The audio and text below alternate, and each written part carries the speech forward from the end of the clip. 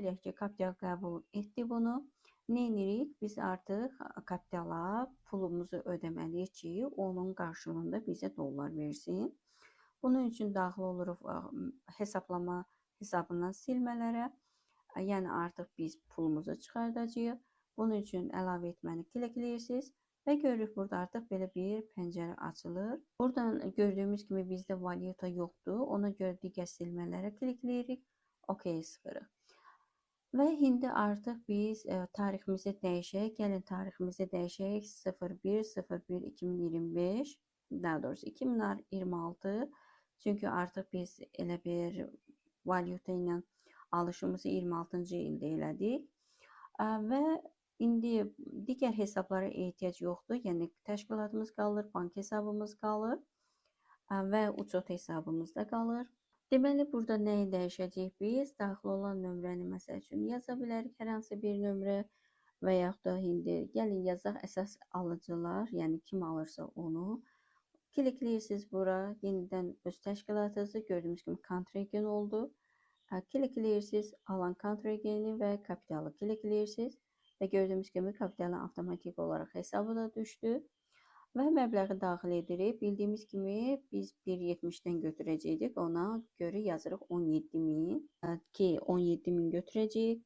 Sonra gəlir debet hesabında. Debet hesabında belə bir şey var. Artıq biz 223.02-yə atmayacaq. Bu niyə? Çünki belə bir şey var ki, biz bilirik ki, biz sifariş versək də o pul gələnə qədər biz o pulu bank hesabımızda hesab etmirik.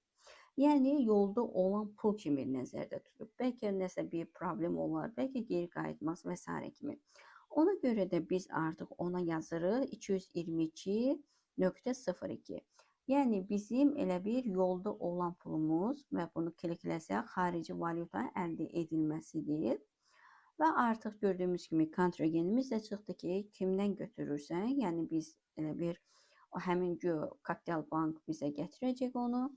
Kontragenimizi klikləyirsiniz, burada öz təşkilatınızı tapırsınız, alış kontrageni və kapitalı seçirsiniz ki, kapitalda elə bir düşsün. Əlbəttə ki, müqavilə burada düşmədi, amma bu demək deyil ki, biz səhv eləmişik. Mütləq şəkildə bu müqaviləni özümüz seçməliyik. Gəlirsiniz, yenidən klikləyirsiniz. Gördüyünüz kimi valyuta alışı var, onu klikləyirsiniz və özü düşür.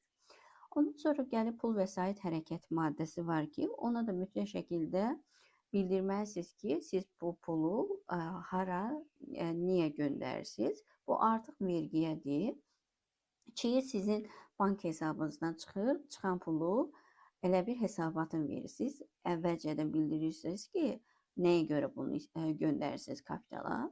Ona görə bu üç düyməni klikləyirsiniz. Siz burada baxaq görək varmı? Valyuta alışı. Var burada bizdə. Bizdə var deyə bunu seçirik. Yoxdursa siz bunu klikləyib əlavə edə bilərsiniz. İndi yazırıq valyuta ki, bilinsin ki, biz onu niyə edirik. İndi yenidən buraya yaza bilərsiniz ki, valyuta alışı və nəyə görə alırsınız? Çünki xaricdən mal alacaqsınız. Və indi istəyirsinizsə bunu kopyalayın və yenidən bunu yapışdıraq şərh hissəsinə və artıq bir daha da yoxlayırıq. Görürük ki, artıq heç bir şeyi düzəltməyə, əlavə etməyə ehtiyac yoxdur. Əsas odur, kodumuz düzdür, məbləğ düzdür və s. kimi.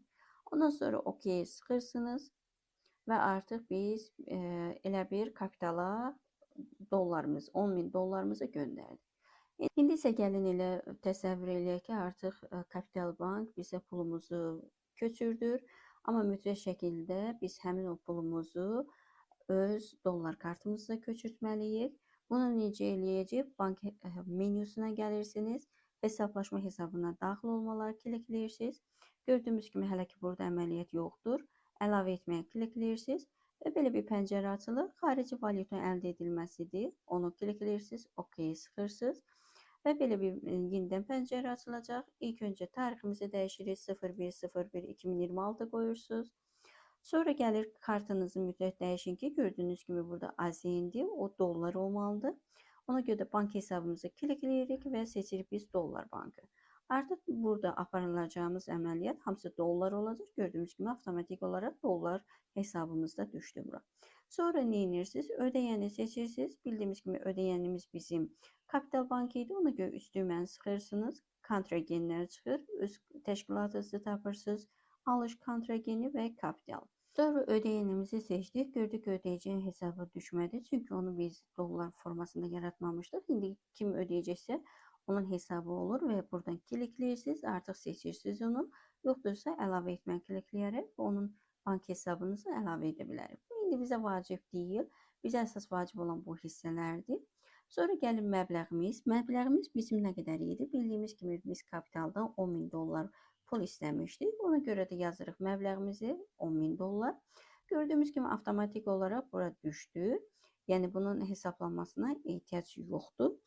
Amma belə bir şey var ki, bu artıq özü hesabladı. Amma bu əslində biraz yanlışlığı var. Gördüyümüz kimi avtomatik olaraq hesabladı. Nəyə hesab görə apardı? Bu əsasən Azərbaycan Respublikasının Mərkəzi Bankına görə hesablama vardı. Klikləsəz görərsiniz ki, necədir bu? Yəni 1.70 kimi belə deyək də hesablanıb. Amma belə bir şey var ki, valyuta alma məzənnəsi söhbəti var. Bu nə deməkdir? Biz bildiyimiz kimi biz valyutanı alarkən də mütləq şəkildə həmin o bankdan onun elə bir komissiya pulunu ödədik. Həmin komissiyada 1% idi. Təsəvvür eləyək ki, elə bizim kapitalımızda elə 1%-ni də tutub və bizdən 1.71-dən verdi. Yəni biz yazdıq ki, 1.71-dən götürürük və ona görə də elə 1.71-dən yazırıq. Ondan sonra nə edirik? Daha sonra gəlir buradakı da manatla məbləğin kurs qaydasına əlavə edilməsi, onu da gördüyümüz kimi avtomatik olaraq dəyişdi. Çünki bizdə o dediyimiz kimi son nə olacaqsa onu da yazmaq lazımdır. Əlbəttə ki, bu realda avtomatik olaraq hesablanır, amma biz özümüz o valyuta məzənnəsini dəyişməliyik ki, nə uyğundursa onu. İndi təsəvvür eləyək ki, biz 1.71-dən götürmüşük. Bunun komissiyası falan hər şey içində. Sonra gəlib pul vəsaitlərin hərəkət maddəsi və pul vəsaitlərin hərəkət maddəsini klikləyirsiniz və buradan gəlirsiniz. Valyuta alışı var. Valyutanı klikləyirsiniz, seçilir. Ondan sonra gəlir yuxarı bankla hesablama. Gördüyümüz kimi artıq burada bizə avtomatik olaraq özü atdı. Debit hissəsi 21-də özüyə götürdü. Bu da bizim dollar kartımızdır və bu da yolda olan valyuta kartımızdır ki, yəni artıq yolda olan pulumuz elə bir bizim dollar hesabımıza oturur. Ödəniş təyinat hissəsinə də yaza bilərsiniz. Valyuta alışı. Amma nə üçün almışsınız? Əlbəttə ki, xaricdən mal alışı üçün. Və daha sonra bunları hər birini seçirsiniz, kopyalayırsınız və klikləyirsiniz şərh hissəsinə və artıq hər bir şeyi daxil etmiş olduq və başqa bir şeyləri əlavə etməyə ehtiyac yoxdur. Çünki qeyd etdiyim kimi digərləri artıq realda verilir və onları yazmaq lazımdır. Burada diqqət etməli lazım olan məqam tarixdir. Öz bank hesabımızda mütləq şəkildə onu dollarla seçin ki, burada da avtomatik olaraq dəyişsin. Ödəyənin ödəniş kartı, yəni hesabı nə olacaqsa onu yazacaqsınız. Ondan sonra mütləq şəkildə valyuta alma məzənnəsini yazırsınız ki, təsəvvür elədik ki, biz 1.71-dən aldıq, amma bizim Azərbaycan Respublikası Mərkəzi Bankı 1.70-dir. Kapital bizə elə 1.70-dən satdığına görə biz elə bir ona 17.100 manat elə bir pul ödəmişik. Və elə bir onun içində də dedik ki, komissiyası da var, yəni onun xərci də var. Sonra valyuta xərci maddəsini yazdıq və s. kimi əlavə məlumatları qeyd edib OK düyməsini sıxırıq.